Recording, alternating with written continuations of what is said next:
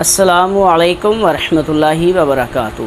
سوال یہ پوچھا گیا ہے کہ کچھ لوگوں کے سامنے ہم ذکر میلاد مصطفیٰ کرتے ہیں تو وہ اس طرح سے اعتراض کرتے نظر آتے ہیں کہ نبی پاک صلی اللہ تعالیٰ علیہ وسلم کے وصال کے وقت امی عائشہ کی آنکھوں میں آنسو تھے، حضرت سیدنا ابوبکر صدیق رضی اللہ تعالیٰ عنہ کی آنکھوں میں آنسو تھے، اور حضرت عمر فاروق رضی اللہ تعالیٰ عنہ تو اس قدر جو ہے نا وہ غم نبی میں نڈال ہو گئے تھے کہ انہوں نے تلوار اٹھا کے کہا تھا کہ اس کا سر قلم کر دوں گا کہ جس نے یہ کہا کہ رسول اللہ دنیا سے چلے گئے ہیں۔ ٹھیک ہے، تو جتنے بھی صحابہ تھے وہ اس دن غمگین تھے، اور تم سنی ہو کہ اس دن خوشیاں منا رہے ہو، یہ تو تم صحابہ کی جو الٹ چل رہے ہو۔ اس حوالے سے رہنمائی فرما دیں کہ جو اس طرح سے میلاد النبی صلی اللہ تعالیٰ علیہ وسلم کی خوشی پر اعتراض کرتا ہے اس کو کیا جواب دیا جائے؟ تو جواباً عرض ہے کہ کریم آقا صلی اللہ تعالیٰ علیہ وسلم کا وصال پرملال ہوا، اس میں کوئی شک نہیں ہے۔ اس دن صحابہ غم سے نڈال تھے، اس میں کوئی کیا ہم اس غم کو کنٹینیو کر سکتے ہیں؟ کیا اس کا تسلسل جاری رکھ سکتے ہیں؟ کیا شریعت نے اس کی اجازت دی ہے؟ کیا جو لوگ وفات النبی وصال رسول کانفرنسز وغیرہ کرتے ہیں تو کیا ان کا یہ عمل درست ہے؟ حالانکہ یہ وہی لوگ ہیں جو سوگ کے احکام محرم الحرام میں بیان کرتے نظر آتے ہیں۔ جس طرح کے سماعت کیجئے کہ وہ باطل حضرات جو امام حسین کا غم مناتے ہیں، ان کو یہ بخاری مسلم اور دیگر کتب احادیث سے دلائل دیتے نظر آتے ہیں کہ سوگ صرف 3 دن کا ہوتا ہے، سوائے اس عورت کے کہ جس کا خاوند فوت ہو جائے، اس کے لیے 4 ماہ 10 دن ہے، اس کے علاوہ سوگ نہیں ہے۔ کوئی بھی آپ کا قریبی رشتہ دار فوت ہو جائے تو زیادہ سے زیادہ جو اس کا سوگ ہے وہ صرف 3 دن ہے، اس سے زائد سوگ نہیں ہے۔ اور اسی طرح روایات میں موجود ہے، بخاری مسلم کی روایات میں موجود ہے کہ سوگ 3 دن سے زیادہ منانا جائز نہیں ہے۔ اب وہی لوگ جو باطلین کو، جو ان کے نزدیک بھی باطل ہیں، ٹھیک ہے، ان کو غم منانے کے حوالے سے تنبیہ کرتے نظر آتے ہیں کہ غم منانا جائز نہیں ہے۔ اب وہی لوگ جو میلاد النبی صلی اللہ تعالیٰ علیہ وسلم کی تشریف آوری ہوتی ہے تو وہ وصال رسول کانفرنس کرتے نظر آتے ہیں، وفات رسول کانفرنسز کرتے نظر آتے ہیں، اور رو رو کے جو ہے نا وہ تجدید حزن کرتے نظر آتے ہیں، یعنی کہ غم کو تازہ کرتے نظر آتے ہیں، جو ہرگز جائز نہیں ہے۔ اہل سنت الحمدللہ مسلک اعتدال ہے جو محرم الحرام میں غم منانے والوں کو بھی متنبہ کرتا ہے کہ غم منانا جائز نہیں ہے، اور میلاد النبی پاک صلی اللہ تعالیٰ علیہ وسلم کے موقع پر وفات رسول کانفرنس اور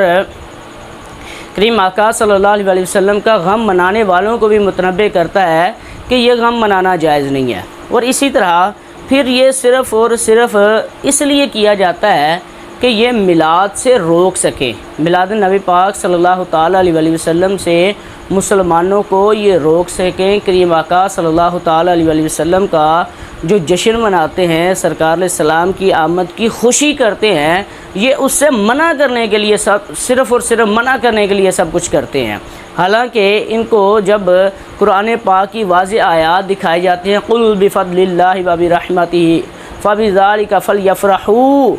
حکم ہے فَلْيَفْرَحُوا، چاہیے کہ خوشی کریں جب اللہ کا فضل و رحمت ملے۔ تو یہ جب آیات دکھائی جاتی ہیں صحابہ کرام علیہم الرضوان کے بارے میں، روایات دکھائی جاتی ہیں کہ کریم آقا صلی اللہ تعالیٰ علیہ وسلم کا کس طرح سے انہوں نے ذکر کیا، پھر جو اللہ پاک ہمیں نعمت دیتا ہے اس نعمت کا چرچا کرنے کا حکم دیتا ہے، وَأَمَّا بِنِعْمَةِ رَبِّكَ فَحَدِّثْ کی آیات تلاوت کر کے سناتے ہیں، تو یہ اپنے جو ہے نا سر دھنتے نظر آتے ہیں، ٹھیک ہے، چھپتے نظر آتے ہیں، اس کا جواب ان کے پاس نہیں ہوتا۔ حالانکہ یہی لوگ جو میلاد النبی پر اعتراض کرتے ہیں، یہ چند سال قبل جو ہے نا وہ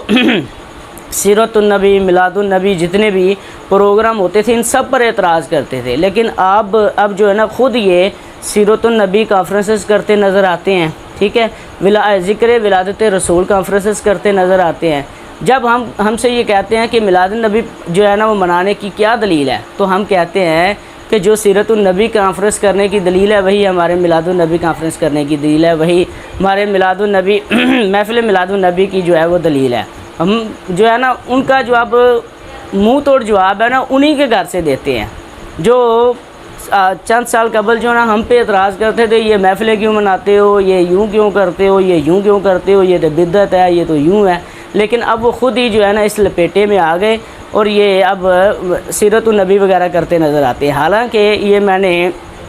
پہلے بھی پوسٹ شیئر کی ہے کہ میلاد منانا جو ہے نا وہ سلف و صالحین سے ثابت ہے، سیرت النبی کانفرنسز کرنا ثابت نہیں ہے۔ حالانکہ میلاد منانا اصل ہے اور سیرت بعد میں ہے۔ اب جو میلاد کا قائل ہوگا وہی سیرت کا قائل ہوگا۔ جو سرکار علیہ السلام کی ولادت کی خوشی نہیں کرتا وہ سیرت کی طرف دوڑتا ہے، وہ سرکار علیہ السلام کی آمد کی خوشی اس کو ذرا بھی نہیں ہے۔ حالانکہ انہی کے علماء نے لکھا ہے کہ وہ نواب حسن جو بھوپالوی تھا اس نے لکھا تھا کہ جس کے دل میں سرکار علیہ السلام کی آمد کی خوشی نہیں ہے میں اسے مسلمان ہی نہیں مانتا،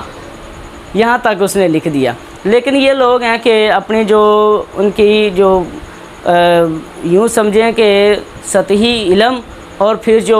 ان کے ذہنیت کی کمتری ہے اسی پہ اڑے ہوئے ہیں، اور کھلے دل سے سرکار علیہ السلام کے ذکر کو قبول اور لوگوں تک پہنچانے میں وہ ذرا کجی برتتے ہیں۔ اللہ کریم ایسے لوگوں سے محفوظ فرمائے اور ہمیشہ مسلک کے اعتدال، مسلک کے اہل سنت پر قائم و دائم فرمائے۔ آمین بجاہ نبی الامین صلی اللہ تعالی علیہ وسلم۔